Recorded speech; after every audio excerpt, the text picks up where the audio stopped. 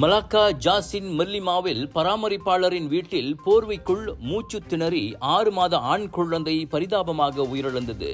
திங்கட்கிழமை காலை அச்சம்பவம் நிகழ்ந்துள்ளது.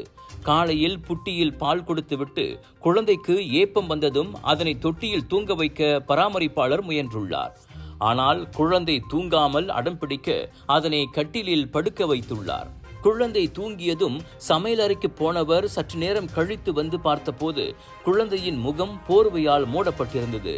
போர்வையை விலக்கிய போது குழந்தையின் உதடு நீல நிறமாக மாறியிருந்தது கண்டு பயத்தில் அதன் தாய்க்கு அழைத்து பராமரிப்பாளர் விவரத்தை சொல்லியுள்ளார்.